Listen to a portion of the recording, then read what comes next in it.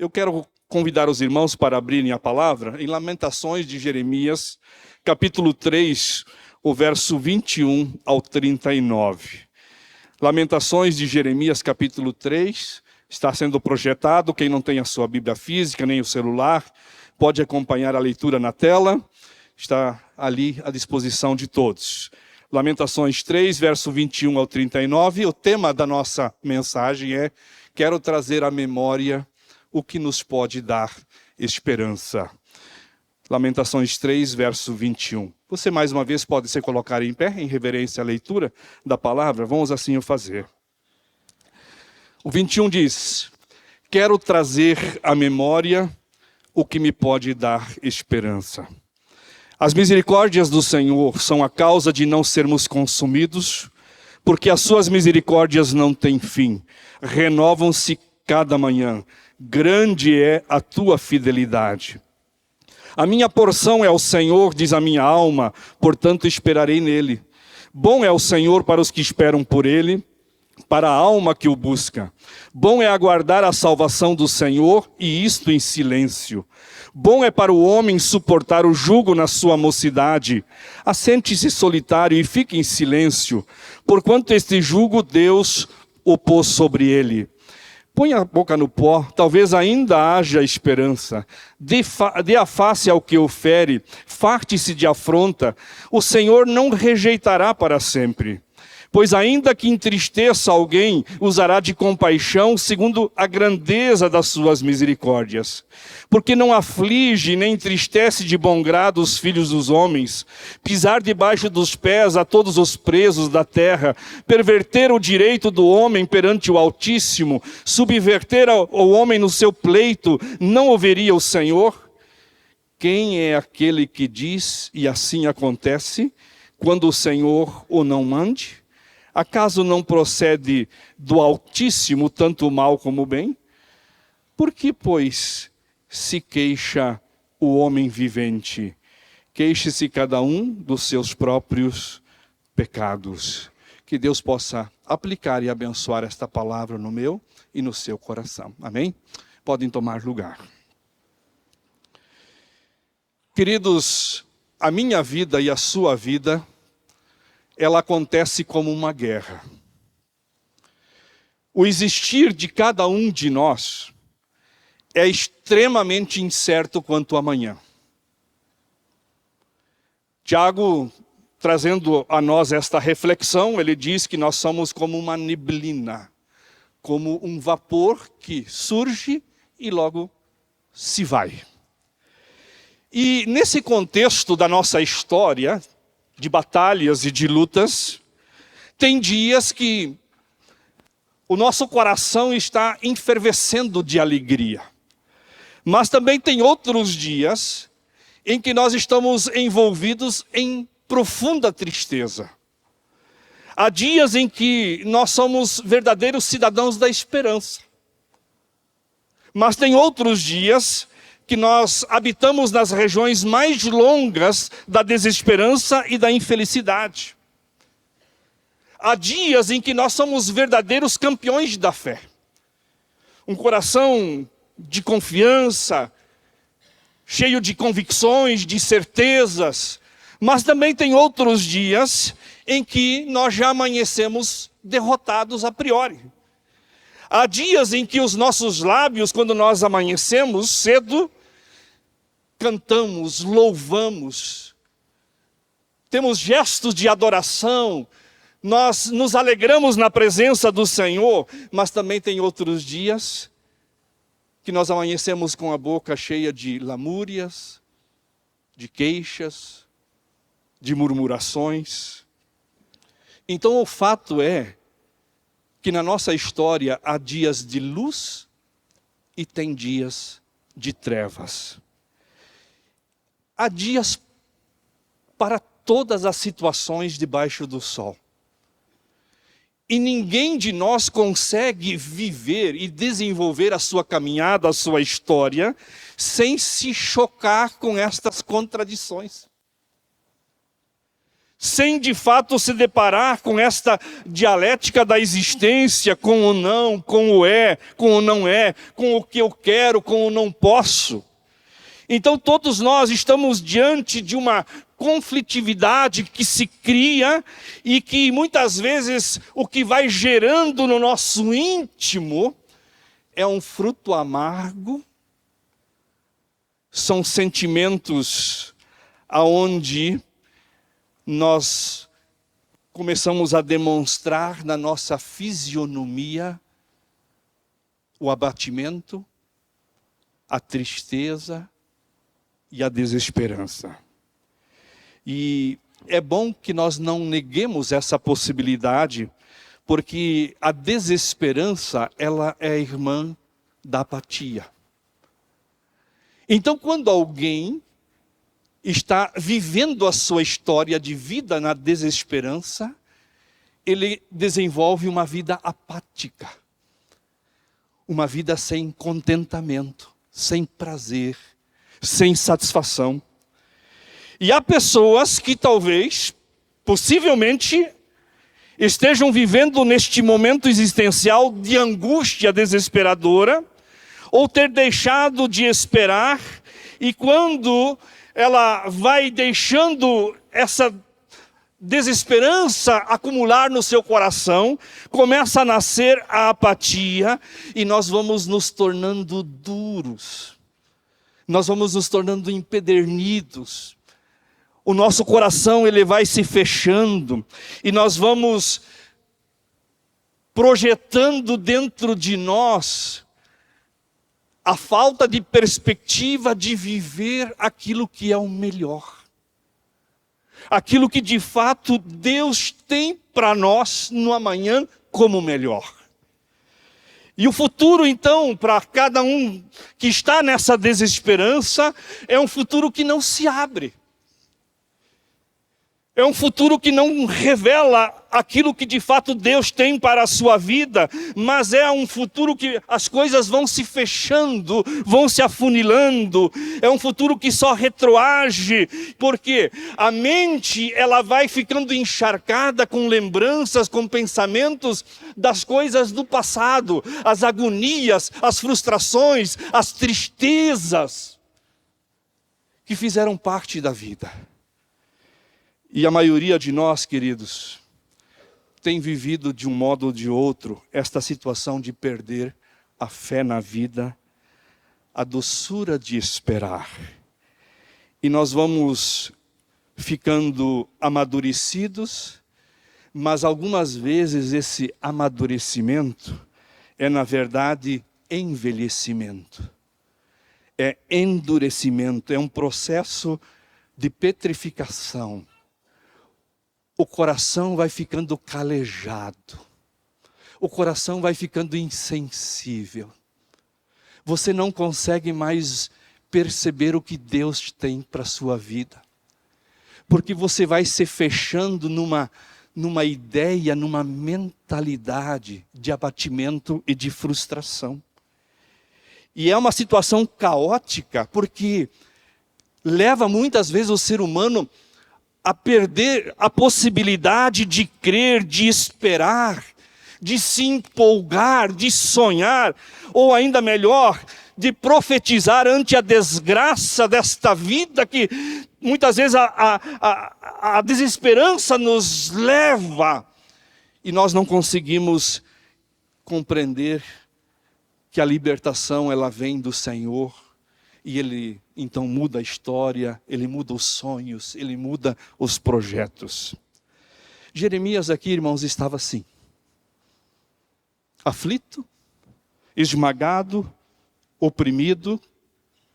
A nação de Israel estava aqui sufocada pelo regime estrangeiro, a Babilônia, aonde ali este povo estava sendo esmagado pela mão forte da Babilônia, que então achatou todas as perspectivas e todas as esperanças para o povo de Deus.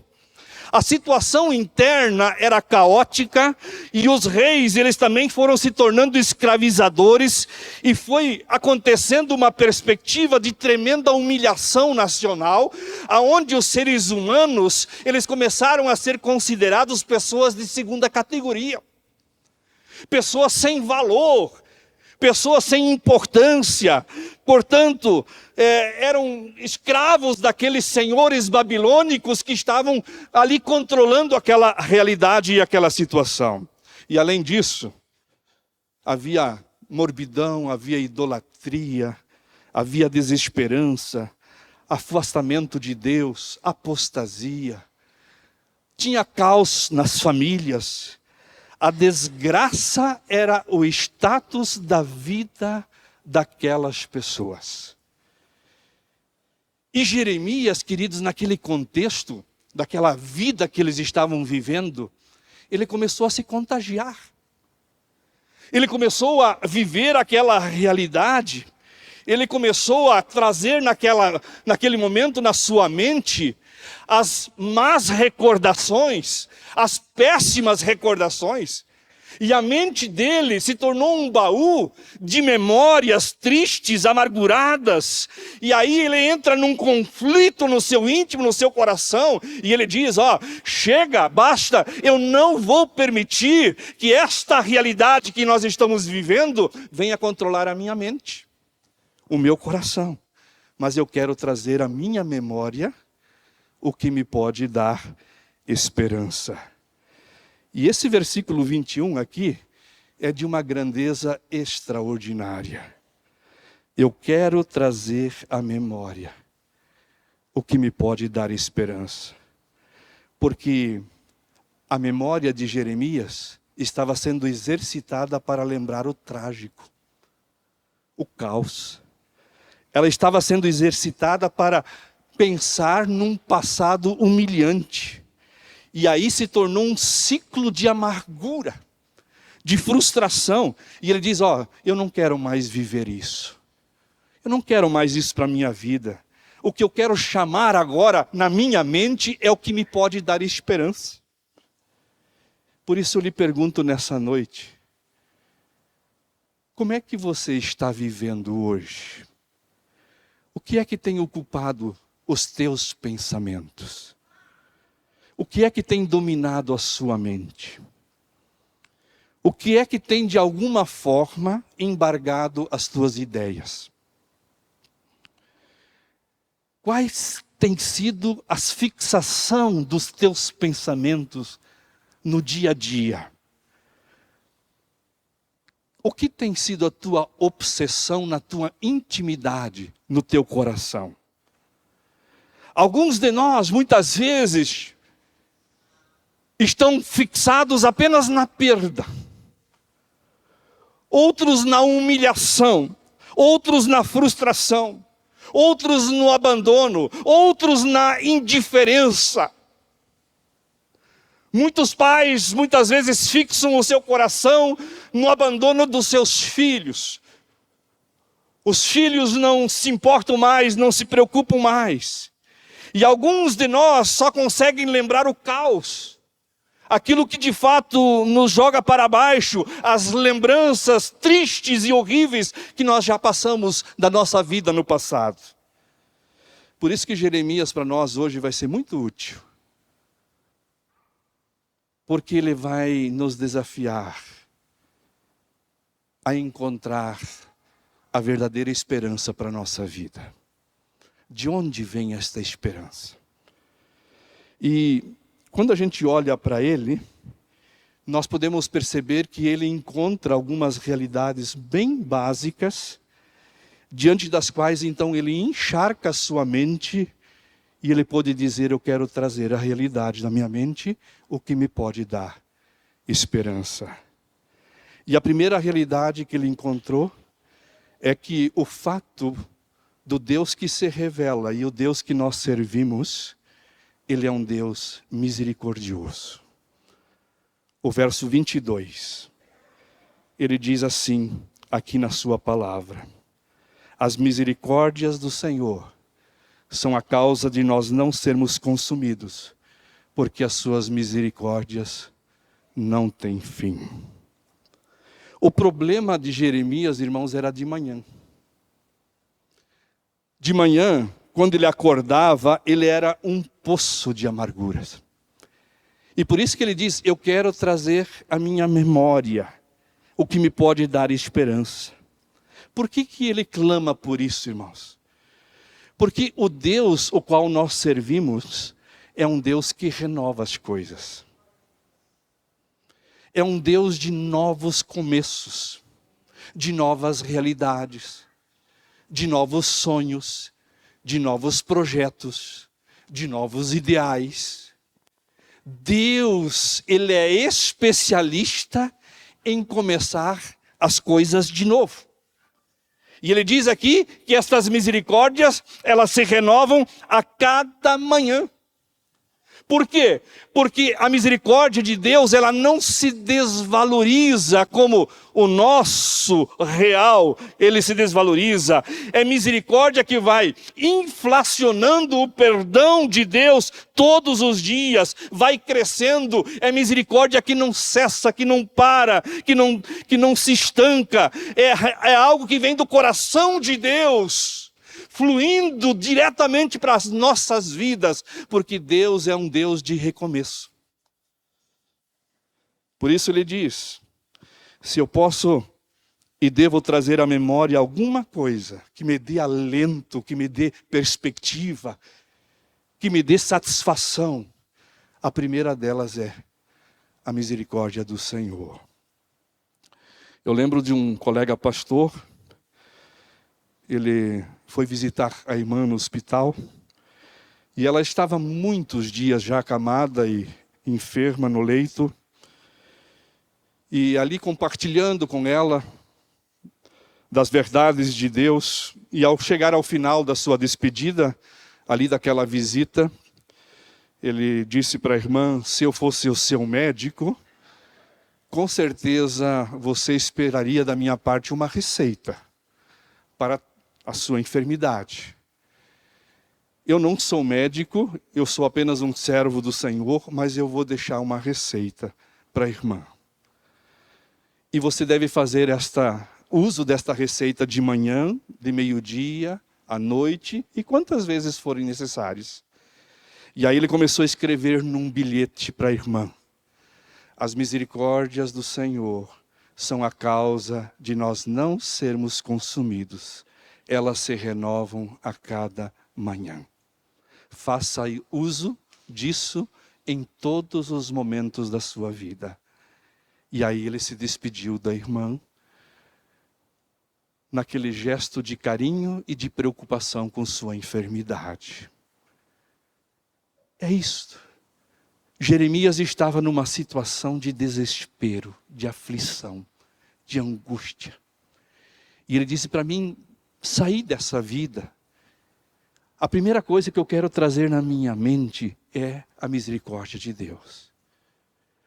Uma segunda verdade aqui nesse texto, que Jeremias nos desafia a trazer à mente, é a fidelidade do Senhor.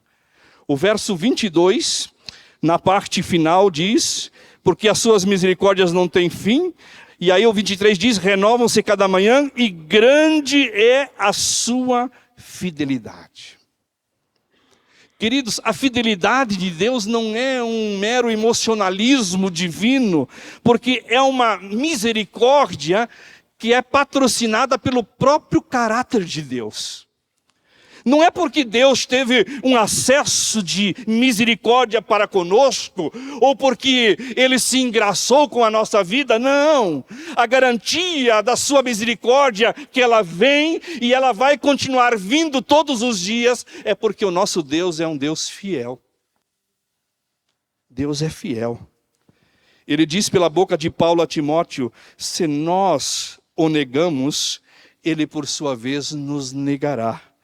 Mas se nós formos infiéis, Ele todavia permanece fiel, porque de modo nenhum Ele pode negar-se a si mesmo. Essa realidade, queridos, de que Deus não muda, de que Ele não volta atrás, é uma esperança imbatível que nós podemos ter na nossa mente.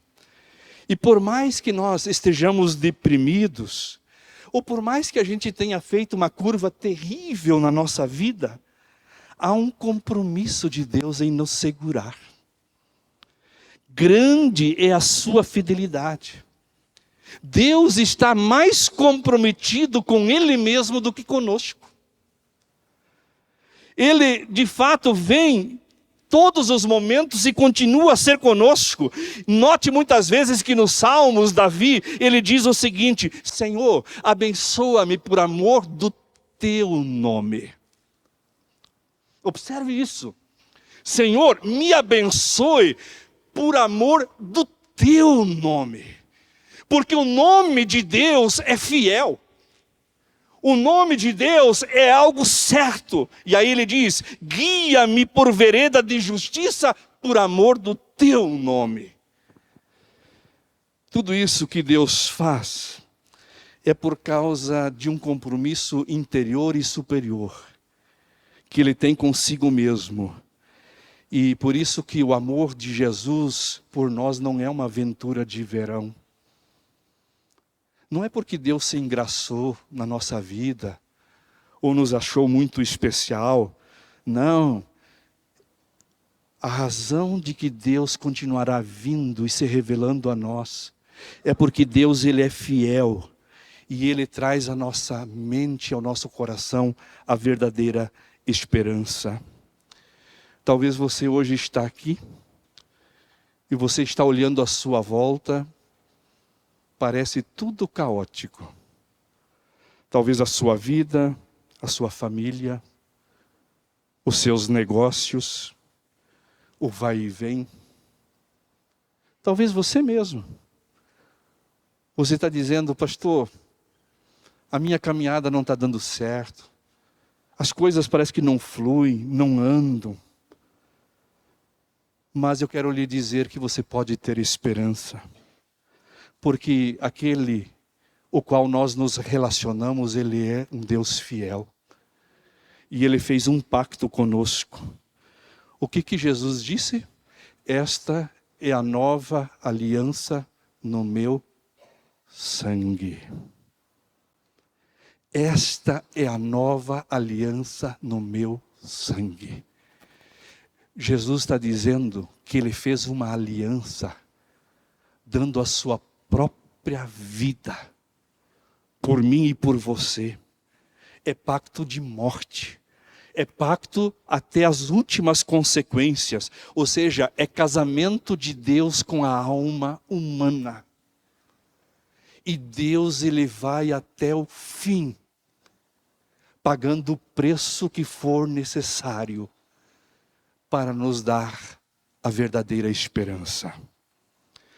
Uma terceira realidade do texto é que no verso 32, Jeremias, ele olhando a sua situação, vendo o seu coração, e ele diz que se eu posso trazer algo que possa me dar esperança, é quando eu entendo e creio na compaixão divina. O verso 32 diz assim: pois ainda que entristeça alguém, usará de compaixão segundo a grandeza das suas misericórdias.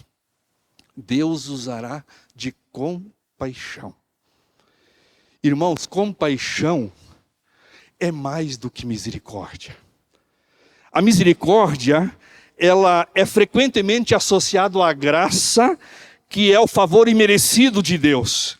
Refere-se à não punição ao sofrimento que é merecido, mas é evitado. E compaixão, queridos, é mais. Compaixão é você se solidarizar. Compaixão é você entender que você está numa situação que não tem jeito, e aquela pessoa, ela se importa tanto contigo, ela se preocupa com o teu estado, com a tua condição, que ela faz com que a tua dor e o teu sofrimento seja amenizado. Lembram da parábola do bom samaritano? Aquele homem jogado ao lado, chega alguém e tem misericórdia dele. coloca ele no seu veículo, né, no seu transporte, e leva até o médico. Misericórdia. Teve misericórdia daquela pessoa. Levou para ser tratada, cuidada. Mas chegando lá para o atendimento do médico, aquele coração não se contentou em só demonstrar misericórdia. Ele teve compaixão, porque ele fez mais. Ele se solidarizou com aquela situação. Ele pagou o preço da consulta. Ele pagou o preço dos remédios. Ele pagou o preço do atendimento. Porque o coração dele era cheio de compaixão. Queridos, é assim que Jesus faz por nós.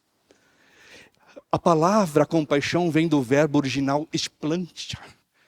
É como uma mãe que está grávida. E ela sente dor. Mas ela sabe que aquela dor que ela vai passar, lá na frente vai trazer contentamento, vai trazer alegria.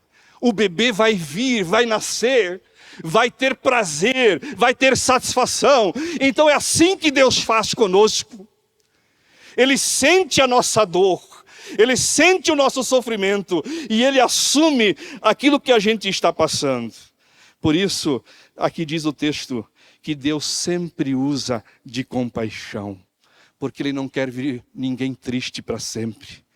O interesse dele não é ver-nos cabisbaixos, arrasados, encurvados, flexionados ante a vida, decepcionados. Mas Ele vai se compadecendo com aquilo que hoje nos enverga. Ele faz com que o horizonte venha a existir na nossa vida. Ele se solidariza por nós, Ele se importa com a nossa vida. Ele vem ao nosso encontro e Ele diz assim, amém, eu estou aqui. Ele estende a sua mão de graça e de compaixão, porque Ele é um Deus de livramento. Ele é um Deus que restaura. É um Deus que realmente entende aquilo que nós passamos. E você sabe que Deus, Ele conhece a tua realidade, os teus sentimentos, a tua dor, porque aos olhos de Deus nada passa desapercebido. Ele conhece todas as realidades, todas as situações. Então, é só uma questão de tempo nós entendermos que Deus, Ele age com todo o seu amor. E para finalizar, eu gostaria de dizer que Jeremias trouxe na sua mente, naquele momento difícil e complicado da história, que o Deus o qual nos restaura, aquele que nos injeta uma esperança, quando nós estamos anêmicos, fracos, abatidos, é quando a gente entende a soberania de Deus. Olha o verso 37. Quem é aquele que diz, e assim acontece, quando o Senhor não o mande? Jeremias está dizendo que Deus está acima de todas as coisas. Ele não é como Maomé, ou Alá dos maometanos, que é fatalista, impassível ante a existência humana. Ele é sobretudo, e ele não é como os deístas, que dizem que Deus criou o cosmos, e aí largou este mundo conforme o seu querer, a sua vontade, deixando ao léu. Não, Deus, Ele é de uma soberania, que Ele intervém e que Ele participa. Olha o que o texto diz, quem é aquele que diz e assim acontece quando o Senhor não o mande? Quem é? Quem é esse que diz? A vontade, irmãos, de Deus, na minha e na sua vida, é sempre nos libertar, nos curar. É sempre promover em nós a redenção. E a Bíblia diz que nada, absolutamente nada nos acontece sem que Deus não saiba. Fios de cabelos não caem da minha e da sua cabeça. Folhas não se deixam varrer pelo vento. Pedras não rolam da montanha. Peixes aos milhares, eles não sucumbem nas profundezas dos mares. As algas não se desprendem das pedras. Moluscos não abrem. Nada disso acontece sem que de uma ou outra forma aconteça em Deus. E é por isso que a Bíblia fala de que Deus conhece toda a realidade e toda a situação. O que é que tem te entristecido? O que é que você tem trazido à sua mente que tem tirado a perspectiva da sua vida? Eu quero te desafiar a viver a vida que Deus propõe. A vida que Deus quer que você viva. Porque, irmãos, a vida é o maior patrimônio que Deus nos concede. Se você está aqui nesta noite e você está vivo, entenda que você recebeu o maior presente, enquanto aqui está, de viver a sua vida. Mas Deus quer que você viva esta vida dentro da perspectiva dEle, na sua vontade. Ele quer que você viva em esperança, de forma digna, de forma que realmente glorifique e exalte ao Senhor. Ele termina no verso 39 dizendo assim: por que tu te queixas, ó homem vivente? Por que você vive amargurado? Por que você vive triste, abatido? Por que você se queixa? E aí ele conclui que nós devemos nos queixar dos nossos próprios pecados, das nossas incoerências, das nossas faltas, dos nossos erros. Nós devemos nos apresentar diante do Senhor e dizer: eu sou um pecador indigno e eu preciso da tua graça, eu preciso da tua misericórdia. Que Deus possa ser a razão da minha e da sua esperança. E que nós possamos estar vivendo uma vida que está contente e alegre no Senhor. Porque o nosso Deus é misericordioso. O nosso Deus é fiel. Ele é cheio de compaixão. E Ele é soberano. Ele conhece todas as coisas da nossa vida.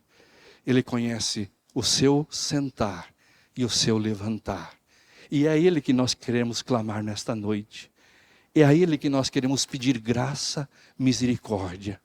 Talvez você tenha lutado por alguma situação na sua vida.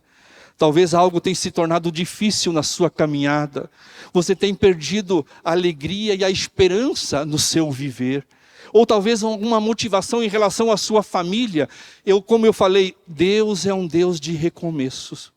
Deus muda a história. Deus transforma a história. Ele é aquele que renova as coisas. E se alguém está em Cristo, unido a Ele, se torna uma nova pessoa, uma nova criatura.